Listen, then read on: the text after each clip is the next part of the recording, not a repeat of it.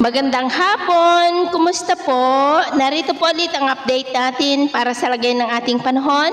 Ngayong hapon po ng October 2, 2023 na kung saan sa ngayon po ay patuloy pa rin ang paglakas ng bagyong si Jenny habang nasa silangang bahagi na po ng Basco, Batanes.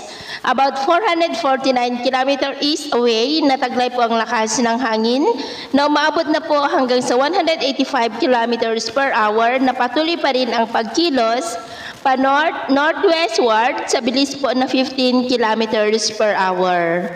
Mababa naman po ang tsansa nito na mag-landfall sa ating kalupaan, pero dahil po sa malawak ang sakop nito, ay nakataas na po ngayon ang wind signal number 1 sa may Batanes, Cagayan, kasama na po ang Babuyan Islands, northern and eastern portion ng Isabela sa may Maconacon, Divilacan, Palanan, Santa Maria, San Pablo, Tumawini, Cabagan, Ilagan City, San Mariano, Santo Tomas, Apayao, and the northern portion of Ilocos Norte sa may Carasi, Vintar, Burgos, Dumalneg, Banggi, Pagudpod at Adams.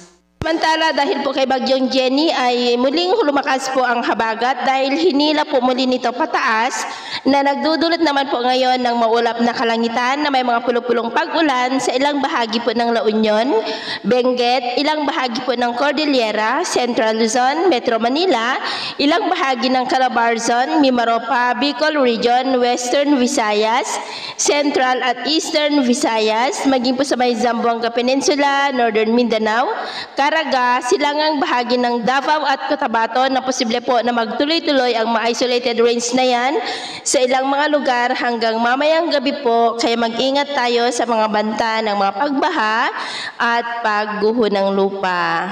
Sa atin naman pong mga baybayin, dahil po sa patuloy na paglapit ng bagyong si Jenny, dyan po sa may extreme northern Luzon ay matataas na po ang mga alon dyan na posible po na aabot ang mga alon hanggang po sa 3.5 to 2.5 meters height. Iwasan muna natin ang papalaot dyan para po mas makaiwas sa mga sakunang pangkaragatan. So yun po ang latest update natin sa araw na ito. At ako po muli si James na nagsasabing sakay na magsubok po na darating sa ating buhay, huwag na huwag po tayong mawawalan ng pag-asa. Thank you and God bless!